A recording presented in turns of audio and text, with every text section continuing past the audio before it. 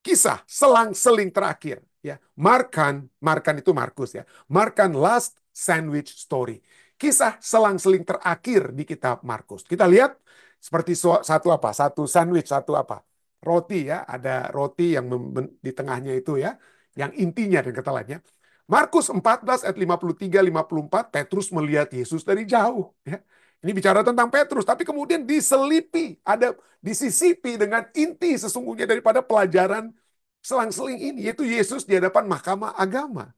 Dan kemudian kembali, ceritanya itu kembali kepada Petrus, yang kemudian apa ya, yang menyangkal Yesus. Jadi inilah kisah selang-seling terakhir ya. Petrus melihat Yesus dari jauh, Yesus di hadapan mahkamah agama, Petrus menyangkal apa? Menyangkal Yesus. Yang menunjukkan perbedaan antara Yesus dan Petrus. Seperti pelajaran kita tadi sudah katakan, apa perbedaannya? Yesus memberikan pengakuan, Yesus menyatakan kebenaran ya. Markus 14 ayat 62, jawab Yesus, "Akulah dia. Apakah engkau Mesias?" Ya. Yesus bilang, "Ya, akulah dia. Dan kamu akan melihat anak manusia duduk di sebelah kanan yang maha kuasa." Yesus mengakui dirinya sebagai Mesias. Tetapi di luar ada penyangkalan Petrus. Ya.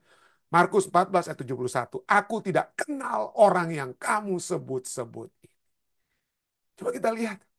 Ya, satu peristiwa yang sangat-sangat menyedihkan ya, karena Petrus juga dapat menjadi lambang saudara dan saya. Ya, lambang saudara dan saya. Nah, mari kita lihat kenapa Yesus berani menjawab. Ya. Dan jawaban Yesus inilah kita sudah pelajari waktu lalu. Tadi malam kita sudah sebut. Ada pertanyaan Bapak Muhagid katakan, tuduhan apa? Oh, banyak sekali tuduhan pada Yesus ya.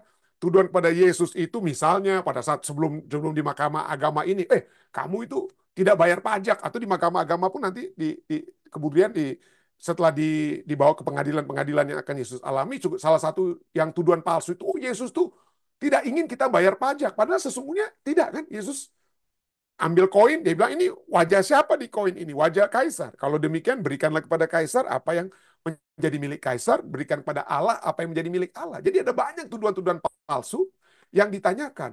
Dan Yesus jawab pada saat lalu, dan pada saat di hadapan Sanhedrin dia diam aja karena mereka juga salah menjawabnya dan lain sebagainya. Tapi ada satu pengakuan Yesus di sini yang menyebabkan Yesus dihukum mati. Ya, yaitu dia mengakui hal yang sesungguhnya. Dia adalah apa? Mesias. Akulah dia.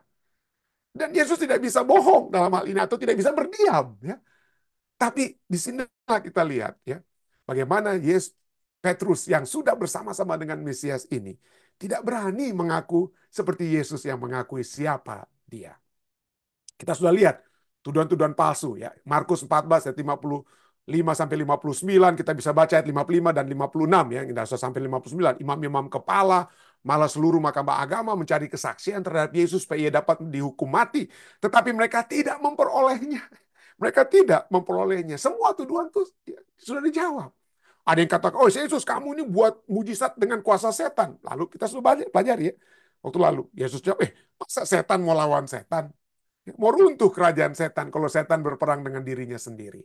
Jadi tidak ada yang dapat apa? Tidak ada yang dapat digunakan untuk menghukum Yesus. Ayat 56. Banyak juga orang-orang yang mengucapkan kesaksian palsu terhadap dia, tetapi kesaksian-kesaksian itu tidak sesuai dengan apa? Tidak sesuai dengan yang satu dengan yang lain. Ya. Lalu beberapa, ayat 57 kita terus baca, tadi terus baca sampai 56 ya, ayat 57. Lalu beberapa orang naik saksi. Lalu beberapa orang naik saksi melawan dia dengan tuduhan palsu ini. Kami sudah mendengar orang ini berkata, aku akan menubuhkan bait suci buatan tangan manusia ini, dan dalam 3 hari akan kudirikan yang lain yang bukan buatan tangan manusia. Dalam hal tentang tuduhan ini, Yesus akan merubuhkan bait suci, kesaksian mereka pun tidak sesuai satu dengan yang lain. Kenapa? Karena kesaksian pada saat Yesus bicara, bait suci akan dirubuhkan, pada hari ketiga aku akan apa? Akan kudirikan. Yesus bukan sedang berbicara tentang bangunan bait suci tersebut. Ya, itu tidak tuduhan yang tidak sesuai dengan apa yang Yesus katakan dalam Yohanes 2 ayat 21 ya. Yang bicara tentang tuduhan ini ya. Yesus sudah katakan yang dimaksudkan Yohanes 2:21 katakan yang dimaksudkan dengan bait Allah itu ialah apa? Tubuhnya sendiri. Jadi Yesus tidak sedang mencoba untuk menghancurkan bait suci yang merupakan tempat sucinya orang-orang Yahudi saat itu, tempat bisnisnya imam-imam dan lain sebagainya. Yesus tidak dapat disalahkan tentang bait suci karena dia sedang berbicara tentang dirinya sendiri. Jadi semua tuduhan-tuduhan ini kita sudah baca sampai ayat 59 ya.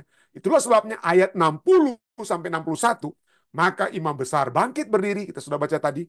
Maka imam besar bangkit berdiri di tengah-tengah sidang dan bertanya kepada Yesus. Semua tuduhan itu tidak bisa untuk menjerat Yesus. Saksi-saksi itu adalah saksi dusta, saksi palsu. Tidak dapat digunakan untuk menghukum Yesus. Ya, imam besar ini tahu, aduh, ini saksi-saksinya kok berantem-berantem begitu ya. Bertentangan satu dengan yang lain. Nggak bisa dibuktikan. Maka inilah satu-satunya yang menyebabkan Yesus dihukum mati. Ya. Maka bertanyalah imam besar itu, bangkit berdiri, bertanya kepada Yesus, katanya, tidakkah engkau memberi jawab atas tuduhan-tuduhan saksi-saksi ini terhadap engkau?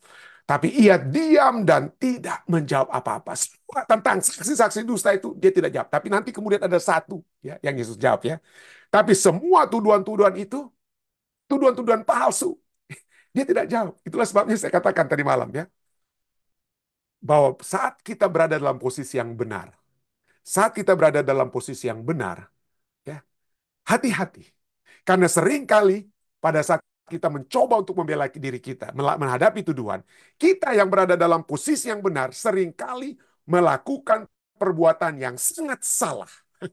Pada saat kita mencoba untuk membela diri kita, yang saya sudah katakan, saya pernah alami secara pribadi. Sebagai seorang pendeta, saya berada dalam pihak yang benar. Semua orang tahu saya pihak benar. Tapi saya mencoba untuk mencari keadilan dengan cara yang salah. Itu merusakkan, sangat merusakkan. Ya, caranya bisa salah ya. Ya, perkataan-perkataan yang keluar juga bisa salah. Ya, jadi hati-hati. Kadang-kadang kita yang berada dalam pihak yang benar, kadang-kadang yang terbaik adalah seperti Yesus, diam dan tidak menjawab apa-apa kadang-kadang. Tidak harus mencoba untuk mencari pembenaran diri. Seperti Yesus, ada hakim, ada Allah yang akan menghakimi nantinya ya. Ada Allah yang akan menghakimi nanti. Anyway, Yesus berdiam diri. Dan apa yang Yesus lakukan sebagai orang yang benar tapi dituduh dengan tuduhan yang salah memang sesuatu yang sudah dia harus alami dan harus dialami oleh umat-umat Tuhan. Kalau kita merasa, wah saya tidak harus membela diri saya harus mempertahankan kebenaran. Artinya pada saat ada tuduhan-tuduhan palsu pada kita ya. Bukan mempertahankan kebenaran firman Tuhan, kebenaran lalu kita harus diam-diamkan saja firman Tuhan. Bukan begitu. Tapi ini berbicara tentang tuduhan-tuduhan palsu terhadap apa? Terhadap kita. Ini adalah sesuatu yang sudah dinubuatkan. Yesaya 53:7 katakan tentang Mesias itu ya. Dia dianiaya, tetapi dia membiarkan diri ditindas dan tidak membuka mulutnya seperti anak domba yang dibawa ke pembantaian. Seperti induk domba yang keluh di depan orang-orang yang menggunting bulunya. Ia tidak membuka mulutnya. Ya, tidak membuka mulutnya. Dan hasilnya juga sesungguhnya kalau hanya berdasarkan tuduhan-tuduhan ini, Yesus tidak akan dihukum mati. Karena tuduhan-tuduhan palsu itu semua. Salah semuanya itu, saudara. Tapi ada satu yang menyebabkan Yesus mati. Dan Yesus tidak bisa tidak untuk menjawabnya. Yaitu apa? Pada saat Markus 14 ayat 61 katakan, tetapi ia tetap diam dan tidak menjawab apa-apa. Lalu imam besar itu bertanya kepadanya sekali lagi. Katanya, apakah engkau Mesias, anak dari yang terpuji? Lalu disinilah dikatakan apa? Markus 14 ayat 62, Yesus jawab. Tadinya dia diam, sekarang dia jawab. Jawab Yesus, akulah dia. Dan kamu akan melihat anak manusia duduk di sebelah kanan yang maha kuasa. Nah, pelajaran kita sudah katakan yang ditulis oleh Markus ini seperti terlalu langsung ya. Atau terlalu singkat mungkin lebih tepatnya. Tapi yang ditulis dalam Markus itu yang lebih kena lagi. Kenapa Yesus harus buka mulut? Kenapa? Karena dalam Matius 26 ayat 63 ya. Matius 26 ayat 63 di sana dikatakan, tetapi Yesus tetap diam, peristiwa yang sama. Yesus tetap diam. Lalu kata imam besar itu kepadanya, yang sesuatu yang tidak ada dalam kitab Markus 14 ayat 62. Apa yang di situ yang dituliskan oleh Matius yang mendapatkan penekanan dalam Matius, imam besar itu katakan apa? Demi Allah yang hidup. Oke. Demi Allah yang hidup, seorang Yahudi pada saat dia harus istilahnya ya menggunakan nama Allah yang hidup, Yahweh dengan lainnya, nama Allah yang hidup, demi Allah yang hidup, maka itu sangat sangat berat sekali untuk tidak buka mulut. Ya. Kitab Markus hanya diberikan kepada orang-orang Yahudi yang ada di Roma atau apa. Jadi nggak perlu lagi penekanan seperti ini dengan kata lain. Tapi untuk kitab Matius yang ditujukan kepada orang Yahudi, ini sangat berat sekali. Kenapa? Demi Allah yang hidup. Semua orang Yahudi kalau sudah disebut demi Allah yang hidup, mereka pasti akan buka mulut, dengan kata lain ya. Pasti akan buka mulut. Jadi demi Allah yang hidup, katakanlah kepada kami, apakah engkau Mesias, anak Allah? Waduh. Di dalam kitab Markus anak manusia ya, tapi di sini dalam kitab Matius lebih tekankan lagi, itulah penekanan yang dalam kitab Matius Yesus sebagai anak Allah ya, Markus Yesus sebagai anak manusia. Jadi penekanannya saja ya, bukan berarti itu saling bertentangan, tidak ya. Jadi katakanlah kepada kami, apakah engkau Mesias, anak Allah atau tidak? Dan disinilah Yesus apa? Membuka mulutnya ya. Jawab Yesus, akulah dia. Dan kamu akan melihat anak manusia duduk di sebelah kanan yang maha kuasa dan datang di tengah-tengah awan di langit. Kenapa Yesus jawab? Kenapa Yesus jawab? Ya, jika Yesus tetap diam, maka itu akan terlihat seperti Yesus menyangkal. Kalau dia diam berarti dia menyangkal bahwa dia adalah Kristus, anak Allah atau anak manusia yang akan duduk di awan-awan ya. Anak Allah di dalam kitab apa? Matius, anak manusia dalam kitab apa? Markus. Dia akan menyangkal kalau dia hanya diam. Jadi dia tidak bisa. Kenapa? Karena ini adalah identitasnya. Identitasnya yang sesungguhnya. Dia adalah apa? Anak Allah. Dialah Mesias. Anak Allah tersebut. Jadi kalau kita lihat, walaupun di dalam kitab Matius, dia tidak secara langsung, tidak lebih sopan dengan kata, apa yang dituliskan dalam kitab Matius. Ya. Matius 26 ayat 64. Waktu Yesus menjawab ya, Markus 14 ayat 62, jawab Yesus dalam kitab Markus. Matius 26 ayat 64, jawaban Yesus dalam kitab Matius katakan apa? Engkau telah mengatakan, engkau sendiri yang sudah katakan demikian. Ya, jadi dengan kata lain masih apa ya?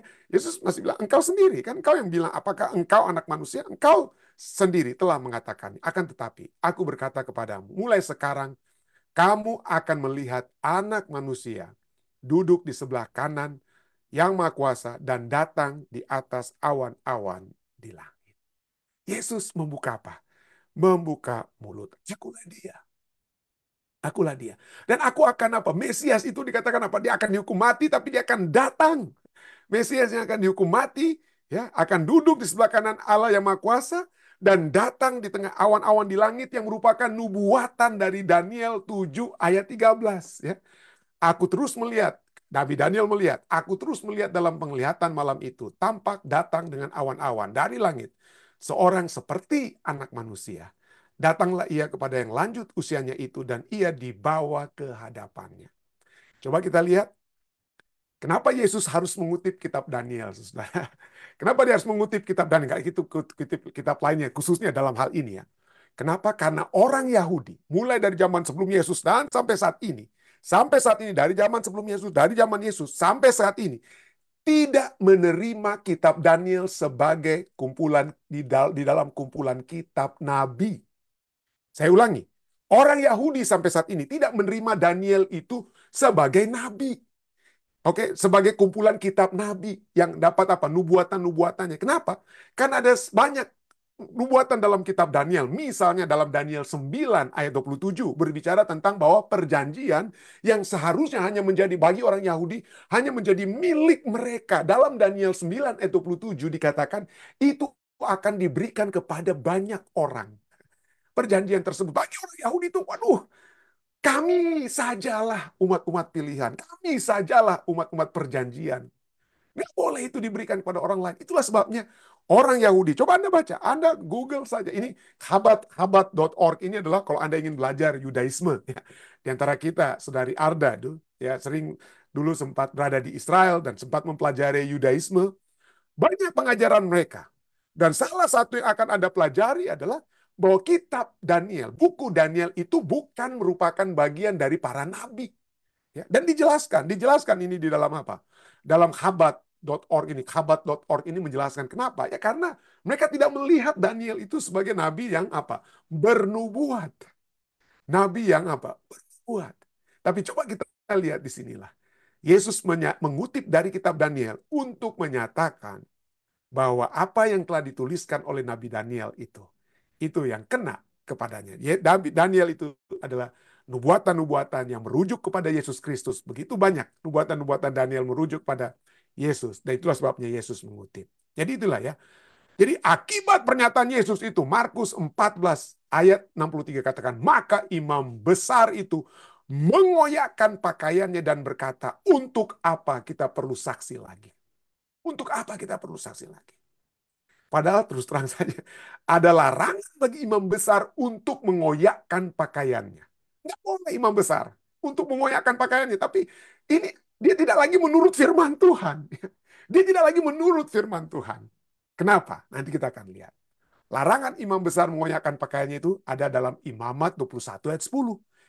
Imam yang terbesar, dalam Imamat 21 ayat 10 katakan, imam yang terbesar di antara saudara-saudaranya yang sudah diurapi dengan menuangkan minyak urapan di atas kepalanya dan yang ditabiskan dengan mengenakan kepadanya segala pakaian kudus. Janganlah ia membiarkan rambutnya terurai dan janganlah ia mencabik pakaiannya. Tapi kenapa?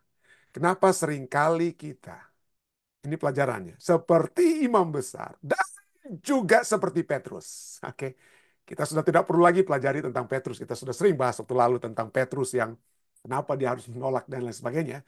Tapi kenapa? Kenapa seorang imam besar yang tahu sekali larangan demi larangan Alkitab, ya, Imamat 1 ayat 10 itu ada di luar kepala imam besar, tapi dia tidak peduli dengan firman Tuhan. Jangan kita mengecilkan imam besar. Jangan juga kita mengecilkan Petrus yang sudah dikatakan, hei, Yesus sudah menubuatkan. Yesus sudah menubuatkan, sudah berfirman. Engkau akan menolak aku. Walaupun kau katakan, aku tidak akan pernah tinggalkan engkau, aku akan mati bersama-sama dengan engkau. Tapi Yesus menubuatkan firman Tuhan tersebut tidak diturut oleh Petrus. Kenapa kita seringkali tidak menurut firman? Ada satu statement yang sangat menarik sekali yang ditulis oleh Andrew Weil. Dia katakan bahwa ketakutan dan keserakahan adalah motivator yang kuat dari setiap umat manusia, ya. Setiap umat manusia, kalau saja kita memiliki ketakutan, ya. Ketakutan itu apa? Kalau kita berada dalam satu ketakutan, maka kita akan memiliki satu apa? Kita akan berada dalam satu situasi yang mana firman Tuhan itu pun bisa kita, ya, kalau kita takut, takut kehilangan pekerjaan, takut kehilangan uang, ya. Takut kita. Firman Tuhan itu jadi tidak berguna, ya. Tidak berguna. Kenapa? Karena kita berada dalam ketakutan, ya. Itu adalah satu naluri mendasar dalam dunia yang berdosa. Tuhan katakan, aku tidak memberikan kepadamu roh ketakutan, tapi roh keberanian. Tapi seringkali roh ketakutan itulah yang menyebabkan kita tidak dapat berpikir dengan tenang. Kita tidak dapat menurut kepada firman Tuhan. Ketakutan, ya. Ketakutan seringkali membawa kita untuk apa? Untuk tidak berpikir secara logis. Yang seharusnya tidak kita robek itu pakaian imam besar, tapi dia robek. Ada ketakutan, ya. Dan ketakutan demi ketakutan apa? Ketakutan karena posisi. Ketakutan karena keberadaan kita yang akan apa? Terganggu. Yesus itu harus dibiarkan, maka dia akan menjadi apa? Menjadi besar. Dan kita punya kedudukan itu akan habis. Lihat, dia sudah bongkar bangkir kita punya bisnis di luar Ka'bah, apa di halaman luar Ka'bah. Yesus sudah hancurkan. Ya, ketakutan itu menyebabkan manusia itu dapat bertindak dengan tidak memiliki pemikiran yang logis, yang tenang. Tidak heran para pemimpin-pemimpin politik, terus terang saja, untuk mencapai tujuan-tujuan politik, bukan fakta, bukannya facts atau fakta yang menjadi program mereka, tapi fear, ketakutan. Dibuatlah dibuatlah talking point istilahnya dalam politik, ya. Harus yang kita temakan untuk kita buat supaya orang kita buat takut akan ada ancaman ini, takut ada ancaman serbuan dari ini, dari itu dan lain sebagainya. Maka kita takut, maka akhirnya kita harus berada di pihak pemimpin politik tersebut. Itu seringkali terjadi dari zaman dahulu sampai sekarang. Ya. Di Indonesia sendiri kita mengalami peristiwa-peristiwa ketakutan yang menyebabkan orang saling membunuh, ya. Saya tidak bersimpati kepada gerakan komunis di Indonesia. Tapi kalau kita mempelajari sejarah, begitu banyak orang-orang yang tidak bersalah juga harus mati. Saya jujur saja, sekarang sudah terbuka. Mungkin kalau saya bicara ini di zaman orde baru, saya sudah menghilang. Tapi jujur saja, di zaman dahulu begitu orang bilang, oh ini komunis dia. Waduh, langsung apa? Langsung digebuk. Ketakutan itu menyebabkan kita tidak berpikiran secara apa? Secara logis, secara tenang. Yang kedua adalah greed, ketamakan. cinta akan uang. Inilah dimiliki juga oleh apa? Pemimpin-pemimpin agama di zaman Yesus. Jadi ketakutan dan keserakahan adalah motivator yang kuat. Ketika kedua kekuatan ini bergerak ke arah yang sama, hampir tidak ada manusia yang dapat menolaknya. Kalau kita berada dalam tekanan ekonomi, ya, berada dalam kesusahan-kesusahan ekonomi, apapun yang diminta untuk kita lakukan, seringkali kita, oke, buah, ya nggak ada cara lain, pendeta. Nggak ada cara lain, ini tekanan ekonomi, pendeta. Harus bayar bill. Jadi memang harus kerja hari Sabat dan lain sebagainya. Ketakutan-ketakutan kita seringkali membawa kita untuk mengesampingkan firman Tuhan. Mengesampingkan apa yang Tuhan ingin untuk kita lakukan dalam kehidupan kita. Ya. Dan berikutnya juga mungkin dapat ditambahkan kebencian. Kebencian yang berhubungan dengan identitas. Ya. Kebencian, mungkin kita tambahkan itu motivasi kita. Kenapa? Karena seringkali kebencian itu karena adanya identitas kita, ya. Identitas saya ini saya, Anda itu Anda. Dan itu ditumbuhkan. Seringkali pemimpin-pemimpin politik dalam dunia ini, ya, ini mencoba untuk membawa kita kepada kebencian, untuk membenci satu pihak dengan pihak lainnya. Kita dibagi-bagi supaya saling membenci. Kenapa? Ini identitas kita. Ini identitas kita. Kenapa? Kenapa? Misalnya, kita seringkali, bahkan dalam organisasi sendiri, kita dengarnya, kenapa ini daerahnya orang Manado, kok orang lain yang harus memerintah di tanah Manado? Dan lain sebagainya, saudara. Ya. Akibatnya karena kita berpikir ini identitas kita, maka yang terjadi adalah kebencian kepada pihak yang lain, yang berbeda. Itulah sebabnya pada saat Petrus itu dia, bukankah Petrus, apa yang dikatakan oleh orang di Yerusalem? Bukankah dia ini bersama-sama dengan orang Galilea itu? Disebutkan tadi katanya kan, orang Galilea itu. Kenapa ada pertentangan identitas yang berbeda antara orang Galilea dan orang Yudea dan orang Yerusalem yang merasa diri lebih tinggi. Ya, seringkali mereka katakan apa yang ada terdapat yang baik yang keluar dari Nazaret atau apa yang seringkali kita dengar, ya. Kenapa ada identitas yang kita untuk apa, ya? Kita agung-agungkan, itu menyebabkan adanya timbulnya kebencian dan itu menjadi satu motivator. Itulah sebabnya seringkali dalam dunia itu dipisahkan lah. Kita dipisahkan supaya identitas kita itu menjadi nyata, akhirnya menimbulkan kebencian kepada pihak yang lain. Kebencian kepada pihak lain. Jadi ketakutan, keserakahan atau keekonomian, ketamakan, dan kebencian. Itu adalah satu hal yang telah menjadi bagian dalam darah umat manusia saat ini. Dan kalau ketiga hal ini dimanipulasi, maka kita tidak dapat menurut firman Tuhan. Ya, kalau sudah ada kebencian, sudah ada keserakahan, sudah ada ketakutan, maka firman Tuhan itu tidak berguna lagi. Dengan kata lain, hilang semuanya, ya. Nah, itulah sebabnya dalam Markus 14 ayat 16, kamu sudah mendengar hujatnya terhadap Allah. Bagaimana pendapat kamu? Lalu dengan suara bulat mereka memutuskan bahwa dia harus dihukum mati. Mereka menolak Yesus untuk hidup di tengah-tengah mereka. Hukuman mati. Menolak untuk Yesus hidup berdampingan dengan mereka. Dan sekarang hal yang sama juga terjadi kepada Petrus. Pada saat dia menghadapi bukan lagi imam besar, tapi hamba perempuan imam besar. Oh, kamu ini kan bagian orang Galilea itu. Mulailah Petrus mengutuk dan bersumpah, aku tidak kenal orang yang kamu sebut-sebut itu. Kalau imam-imam memisahkan kehidupan Yesus dari diri mereka dengan mencoba untuk menghukum mati Yesus, maka Petrus memisahkan hubungan rohaninya. Dia tidak menghukum Yesus dengan hukuman mati, tetapi dia menghukum Yesus dengan hukuman mati rohani. Dengan kata lain, aku tidak kenal orang yang kamu sebut-sebut itu. Karena ketakutannya mungkin, ya. Karena ketakutannya. Tapi puji Tuhan, Petrus dapat sadar, ya. Dan itulah kenapa Petrus sadar. Kalau kita membaca, karena dia mengingat apa yang Yesus sudah nubuatkan tentang dia. Karena adanya firman Tuhan, maka menangislah ia terseduh-seduh. Kita semua dapat jauh dari Yesus. Kita semua dapat menyangkal Yesus. Ya. Karena adanya ketakutan dalam hidup kita. Karena ada masalah tekanan ekonomi yang kita alami. Karena ada masalah kebencian, karena identitas. Karena kita sudah terbiasa, oh saya orang Nado, saya orang Sangir, saya orang Papua, saya orang Tapanuli, dan lain sebagainya.